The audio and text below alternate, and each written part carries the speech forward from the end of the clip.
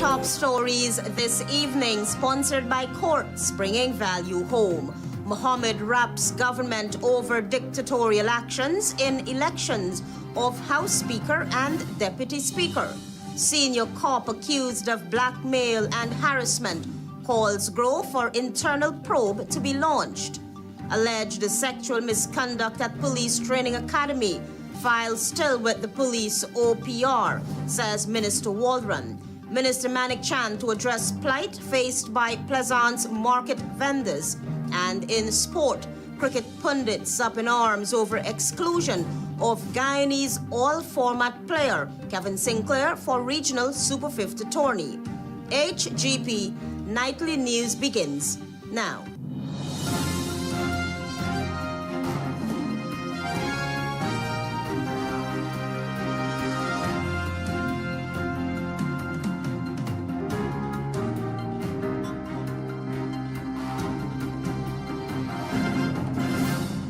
Good evening to our viewers here in Guyana and online. I'm ALETHEA Grant with the Tuesday, 4th November 2025 edition of the HGP Nightly News. This is what you should know this evening. Presumptive opposition leader Azzuddin Mohammed has already raised concerns over the ruling People's Progressive Party civic handling of the election of Speaker and Deputy Speaker of the National Assembly, describing their actions as dictatorial. Antonio Day reports. Following the re-election of Speaker Manzi Nadir and the election of Deputy Speaker Dr. Vishnu Mahadio for the 13th Parliament by the ruling People's Progressive Party Civic, presumptive leader of the opposition Azzuddin Mohammed is adamant that the role of Deputy Speaker could have been afforded to his party. We invest in nationhood. When the 13th Parliament convened on Monday, 17 parliamentarians voted for Tabitha Sarabrohali as Deputy Speaker, while 36 voted in favor of Dr. Mahadio. Mr. Mohammed has dubbed the election process as dictatorial. We all can see that the PPP is a full-blown dictatorship party. They want one state control everything. And I know this would have been the end result. Mohammed, also an elected member of parliament, vowed to hold the government accountable, especially when it fails to deliver its promises to the Guyanese people. And I will ensure I fight to the end to ensure I hold them accountable for every single thing they do. At the level of the National Assembly, Mr. Mohammed noted that he is open to working with the other opposition parties, a partnership for national unity and for Guyana, in the best interests of the citizens. However, while Mohammed was sworn in as a member of parliament, clerk of the National Assembly, Sherlock Isaacs provided an update on the process of electing the leader of the opposition. The Constitution doesn't say when the meeting is to be held. Is that it first sitting or second sitting or third sitting? It's on the discretion of the Speaker. What happened in this case, Mr. Mohammed wrote the Speaker. The Speaker sent the letter to me to acknowledge that we received receipt of the letter and to inform Mr. Mohammed that his request is receiving attention. Antonio D reporting for the HGP Nightly News. Allegations of blackmail and sexual harassment at the very top of the Guyana police force have once again raised its ugly head. You will hear more from Travis Chase. A major scandal has erupted within the Guyana police force after very senior officers accused of blackmail and sexual harassment against the junior female rank.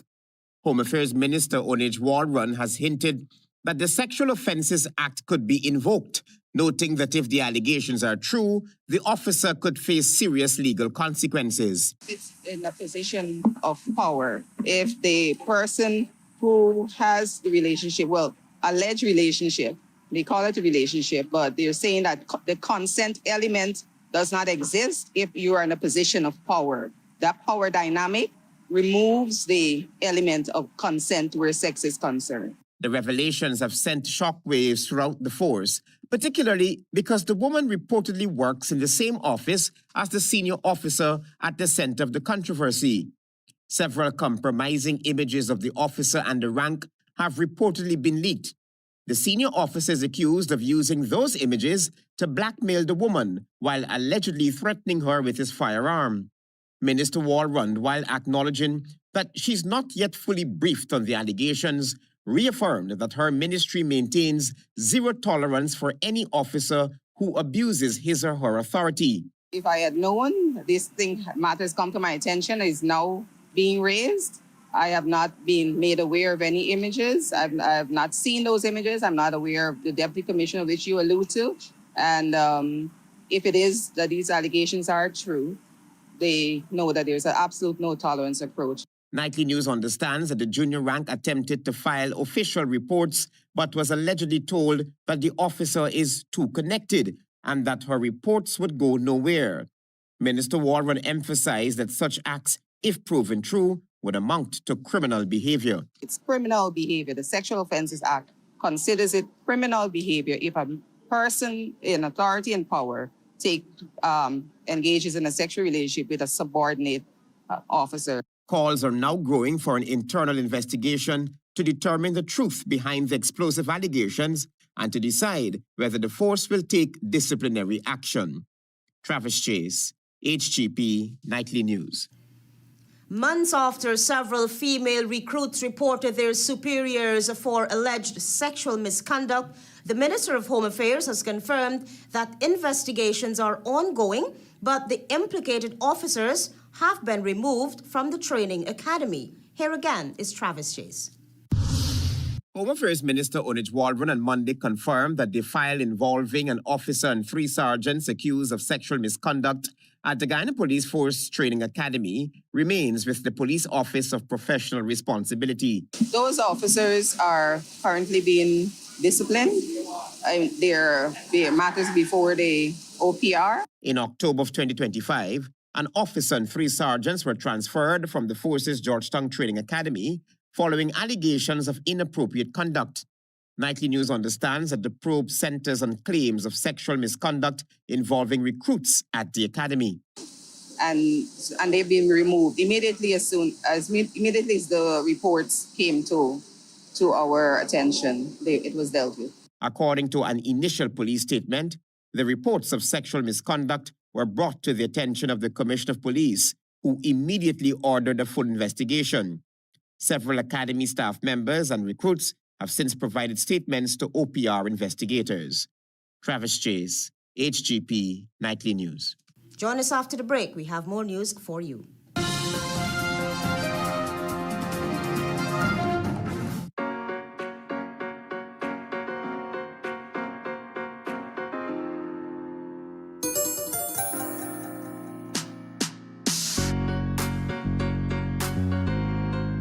Welcome to SNL Electrical Inc., where lighting and electrical needs are met with expertise and style. From the latest in electrical lamps to durable cables, circuit breakers, panels, we have it all.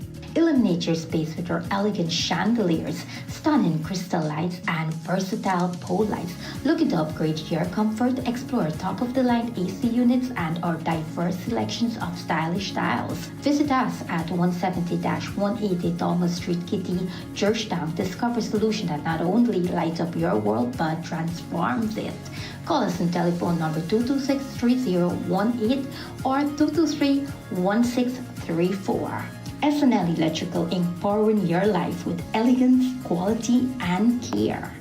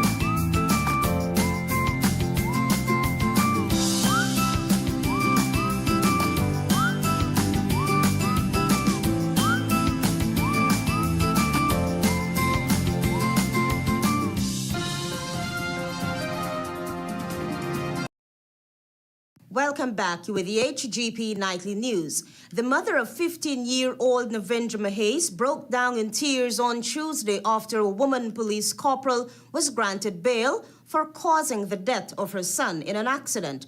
The heartbreaking scenes unfolded outside the Sparendam Magistrates Court on Tuesday, where the media was barred from entering the courtroom. Find out more from Tiana Cole. They grant her bail for $500,000, and I laid my son to rest on Sunday. She took my son's life away. This is the justice that they give. I lost my son, and a demon is walking. The distraught mother, Jennifer Arjun, said she was heartbroken and disappointed by the court's decision to grant bail to 35-year-old Police Corporal Yanel Cumberbatch of Eastville Housing Scheme, East Coast, Demerara. Cumberbatch appeared before Magistrate Abigail Gibbs, charged with causing death by dangerous driving. She was not required to plead to the charge, which alleged that on October 30, 2025, at Success, East Coast, Demerara, she drove motorcar PAB 214 in a manner dangerous to the public, thereby causing the death of Navindra Mahez, a student of Annandale Secondary School. The magistrate granted bail in the sum of $500,000, and Cumberbatch is expected to return to court on January 6, 2026, for the disclosure of statements. Outside the courtroom, Mahez's grieving mother and relatives were inconsolable after learning that the defendant was released on bail. And the magistrate to see to her? Who gonna see to me? Who gonna see to me? I lost my son! She will go home and see hers, but I cannot go home and see mine. How is it fair? Tell me, how is it fair? Arjun expressed anger that the policewoman did not stop to render assistance after hitting her son.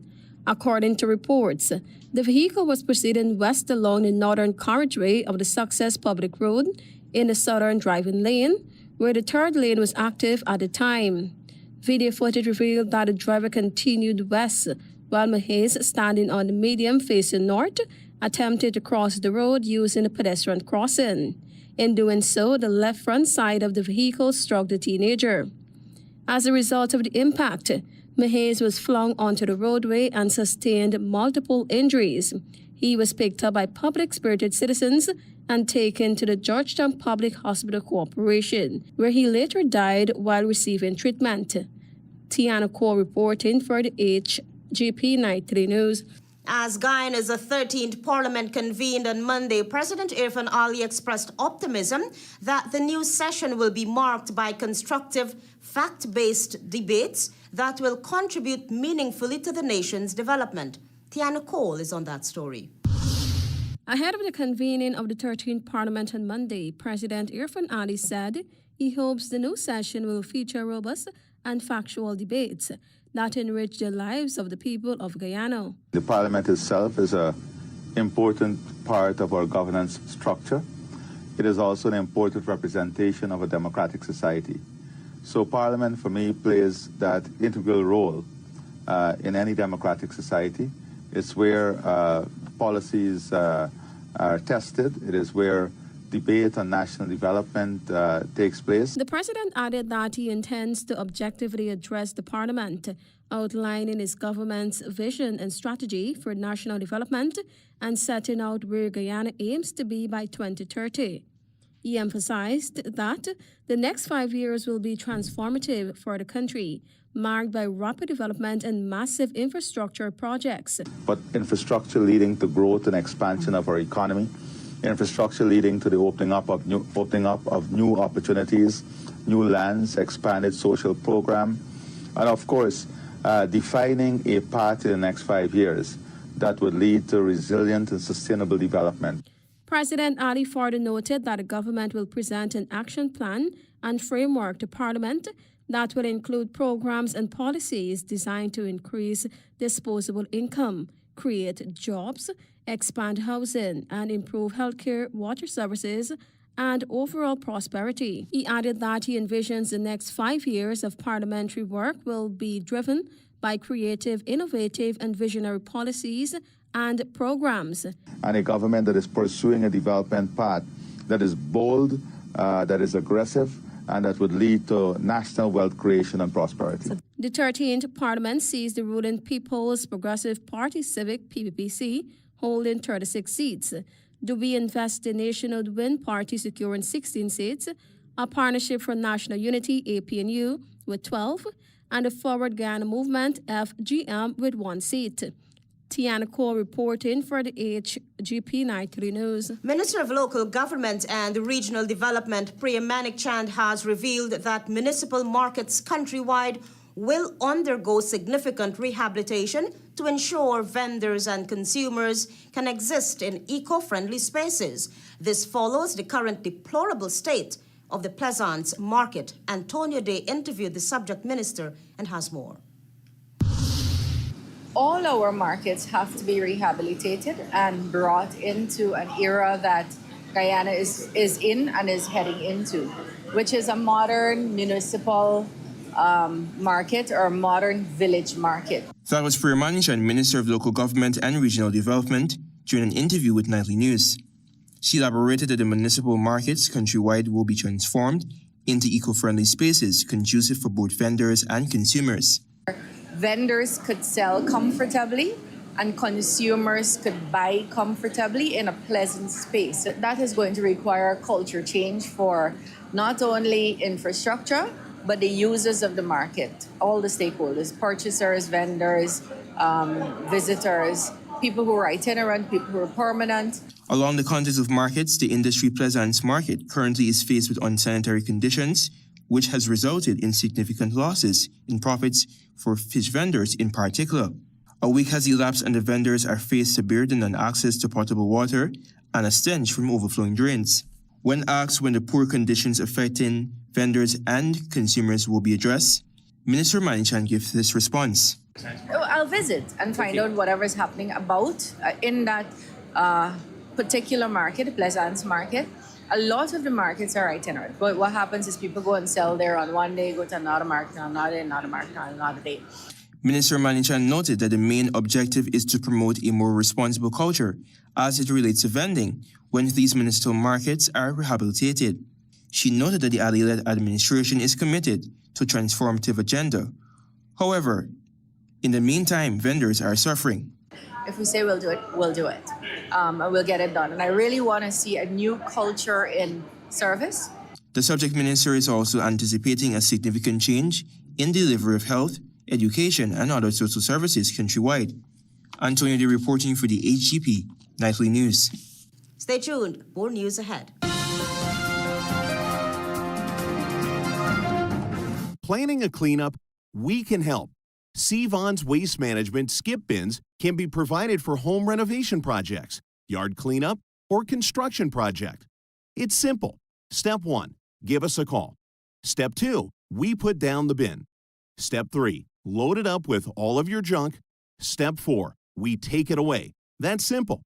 Bins are also available in various sizes, so there is no job that is too big or too small. Call Vaughn's Waste Management today at 218-1455. I can open it myself.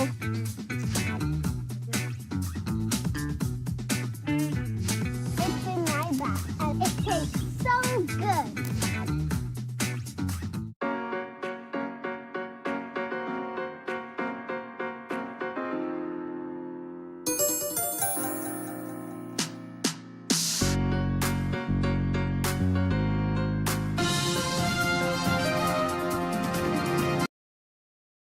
Welcome back. You with the HGP Nightly News. As we continue amidst all the parliamentary fanfare on Monday, the real work continues with the Minister with responsibility for finance in the Office of the President, Dr. Ashni Singh, presented notifications of receipts to the National Assembly of all petroleum revenues paid into the NRF.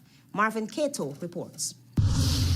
Amidst all the glitz and glamour on Monday, during the first sitting of the 13th Parliament, Dr. Ashni Singh, Minister with responsibility for finance in the Office of the President, presented to the National Assembly notification of receipts for all petroleum revenues paid into the Natural Resources Fund, NRF, for the periods April 1st, 2025 to June 30th, 2025, and July 1, 2025 to September 30th, 2025. In his report, the balance in the NRF at the end of September 2025 amounts to a whopping $3.6 billion.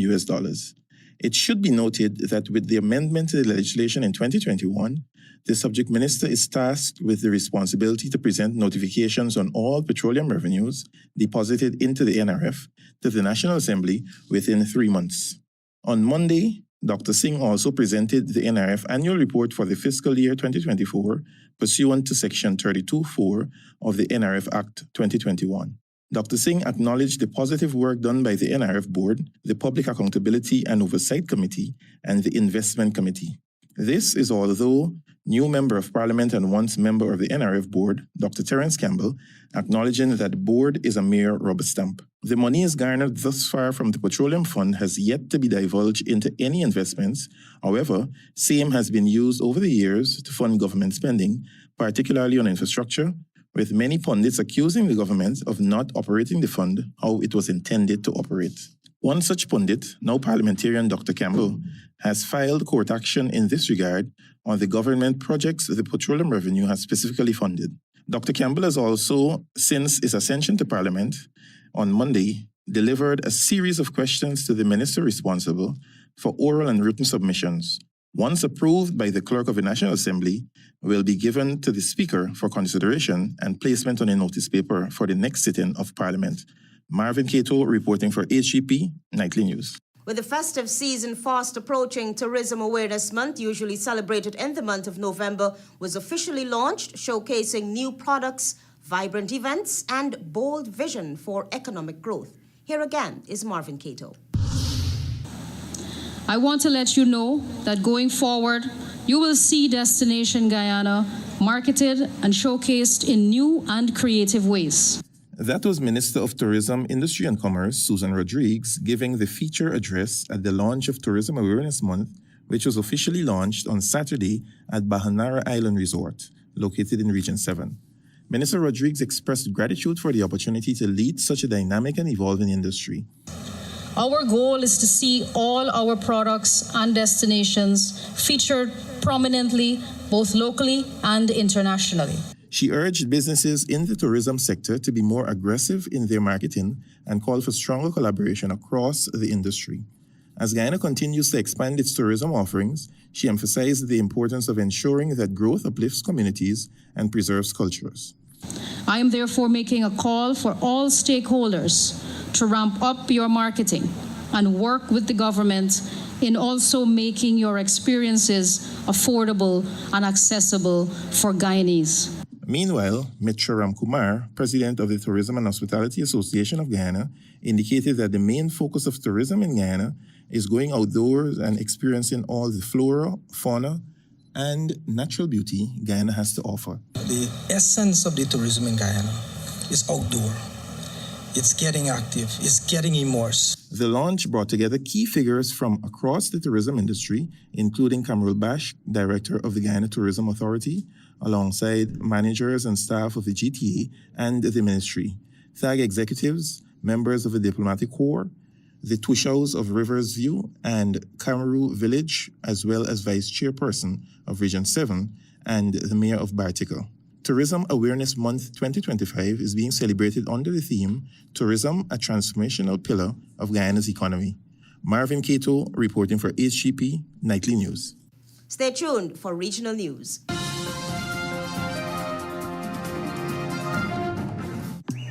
Something new has been growing, and it's now ready for you to pick. Fresh. Taste the Fruta freshness. Pick the fresh new 200 ml size today. Live Frutiful. In our bedroom? Yeah, blood. I said like you didn't pass it through today. Nah, boys, them file there. You tell people stop me and they take come to me on help. Oh, but hey, I had it from them people all now, boy. You want none of them things. Plus, I skipped them people last year. And did you and I feel good? Make no sense I take that. You think this is still gonna take us out? Yeah. No matter what, you could feel good, but the worm still and you said you could get a big foot and all. Oh, hey, Bigfoot? Worm? Hey, man, stop playing, you know. Hey, me auntie take them pills and she gets sick. Plus, me auntie, me just strength them did I take it. That them big foot of them thing is come from crap who blowing on your foot. Yes. Or over your body. And don't file your body. Nice, serious body. See if you not take the pill, the worm goes inside you for years. Plus, when the mosquito bite you, you can pass on a crime, give it to your family or even weep. Aside, plus, you think must you had the thing and all, the pill help shit. Don't believe in them over be a stubbornness, dog. So wait, you telling the rascal get this thing you could give family and don't even know? Yeah, man. Plus, if the thing get bad, your foot and your skin will big. Even your baskets will big, get gory. Yeah. You are none of them. Hey, bye, let's take this pill and done, bye. Yeah, but this why we all got to take the file area pill. Yeah. Protect your family and everybody else. We are talking about file area gonna get knocked out. TKO. Fruta full of vibes. Say hello to your new favorite sip, Fruta Mango Passion. This tropical combo of mango and passion fruit delivers a bold flavor and wholesome goodness. It's fruity, it's vibrant, and it fits right into your day. Grab your Mango Passion can today and live fruitfully. Fruta.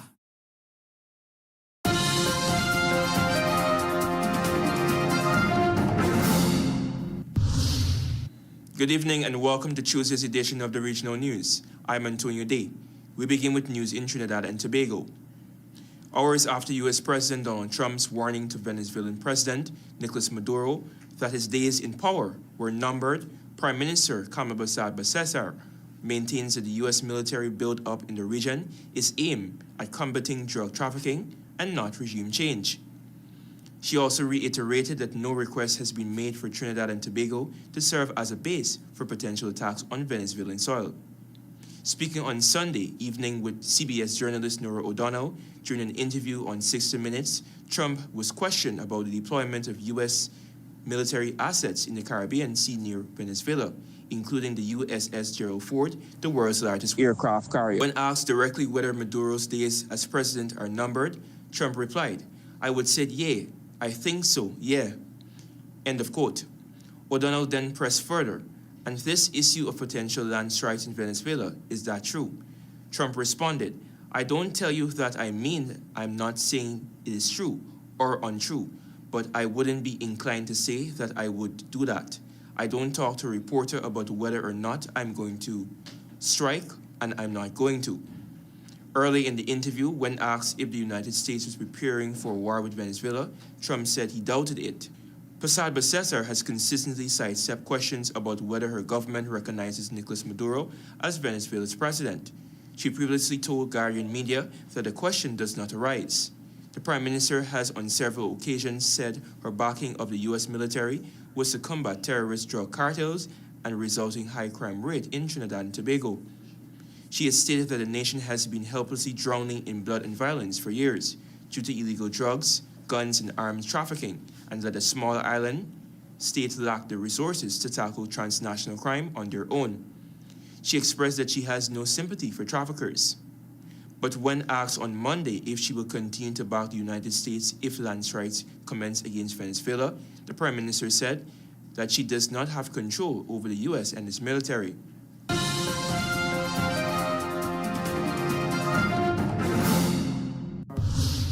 Over to news in Jamaica.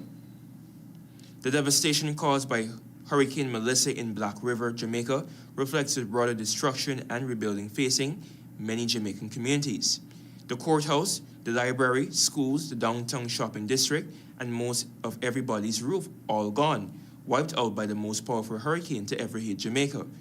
Practically no building in Black River along the country's southern coast remains intact. In a country where dozens of towns were ravaged by the hurricane, the town's destruction has become emblematic of the post-storm misery Jamaicans must now grapple with.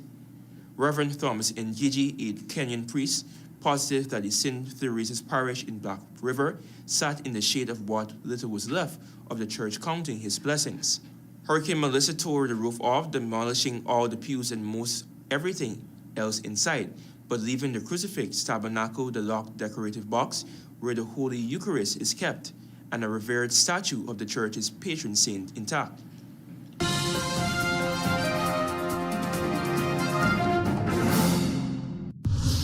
Finally, with international news. China sentenced 5 people to death on Tuesday for the involvement in a violent criminal gang with fraud operations in Myanmar's Kokang region along the border, state media reported.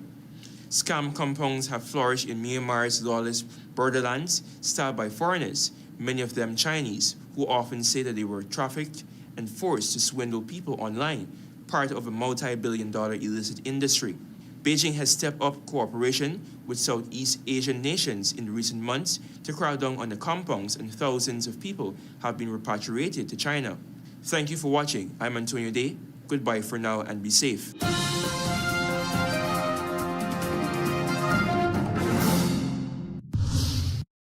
Let's now join Delwyn Neblet for HGP's Sports Pulse.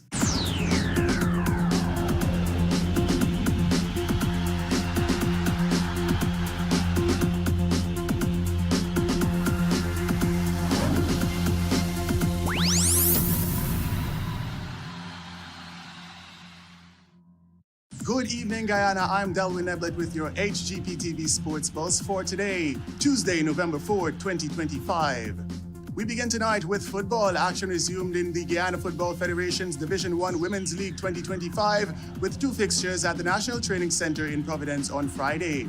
The first match was a thumping 6-1 victory for the Western Tigers over the Namsel FC, while the Fruta Conquerors defeated the Mainstay Gold Stars 3-2 in match number 2. More in football, action also resumed in the 2025 Republic Bank Under-18 Schools Football League with 4 fixtures at the Ministry of Education ground on Sunday. The first match was a commanding 4-1 victory for the defending champions Chase Academic Foundation over the 3 Mile Secondary on the back of 2 goals from Malcolm Hendricks and 1 from Jocelyn Halley. Match number 2 was a dominant 2-0 victory for the West Rheinbelt Secondary over Abram Zul Secondary on the back of 2 dazzling goals from Ronaldo Ramdas. In match number 3, Dolphin Secondary defeated President's College 2-1 as both Rani Yaw and Colin Frank scored 1 goal in a winning effort, while South Rheinbelt Secondary also defeated Charlestown Secondary 2-1 in the final fixture as Jeremiah David netted a brilliant double. Moving into cricket, action continued in the 2025 Navin Construction First Division 50 Overs Tournament, with Lusignan taking on Buxton A at the Lusignan ground on Sunday. Batting first, Buxton were bowled out for just 104 in 35.4 overs, as opening batsman Marvin Cato top scored with 37 from 80. Rajendra Naikbaran was the pick of the bowlers for Lusignan, taking 3 for 19, as Karamchand Prasad and Imran Khan each picked up 2 wickets. When Lusignan responded, it was a disappointing batting performance as they were bowled out for just 86 in 21.3 overs. Krishna Diosaran top scored with 16 from 35 as both Ganesh Surajpal and Oderi Abrams picked up 3 wickets in the 19-run victory. Kishan De Silva and Pedrico Abrams also picked up 2 wickets each in a winning effort. Also in cricket, local pundits took to social media with mixed emotions after the Guyana Cricket Board announced its official squad for the upcoming Cricket West Indies CG Insurance Regional Super 50 tournament scheduled for later this month in Trinidad and Tobago. A lot has been said about the omission of West Indies all-format player Kevin Sinclair, who could only manage to earn a spot among the reserves. Notably, 16-year-old Transport Sports Club batting prodigy and wicket-keeper Shamar Apple has been given a maiden call-up to the senior side. The members officially named in the Ghana Harpy Eagles squad are Matthew Nandu, captain, Raymond Perez, Kevlon Anderson, Movendra Dindial, Kimal Savory, Richie Lucknott, Zainal Ramsamy, Ronaldo Ali Mohammed, Gudikish Moti as vice-captain, Thaddeus Lovell, Silas Tyndall, Kimo Paul, Junior Sinclair, and Shamar Apple. And finally, in horse racing, Guyana Slingers Racing Stable celebrated a historic milestone in Rio de Janeiro, capturing the first ever classic title in Brazil thanks to a brilliant performance by Olympic Nacional. The talented horse delivered a commanding performance to clinch the prestigious race, marking a memorable moment for the Guyana-based stable on South American soil. Stable owner Javed Ali expressed immense delight following the win, lauding his team for the victory and his stable's consistency in the sport. That's it for this edition of the HGP TV Sports Pulse. I'm Delwyn Neblet, reminding you to stay in the game. Mohammed raps government over dictatorial actions in election of House Speaker and Deputy Speaker. Senior cop accused of blackmail and harassment calls GROW for internal probe to be launched. Alleged sexual misconduct at Police Training Academy. File still with the police OPR, says Minister Walrond. Minister MANICKCHAND to address plight faced by PLIGHT market vendors. And in sport, cricket pundits up in arms over exclusion of Guyanese all-format player for regional Super 50 tourney. Those are our major headlines. For these stories and more, please go to our website. It's www.hgptv.com. Thanks for watching.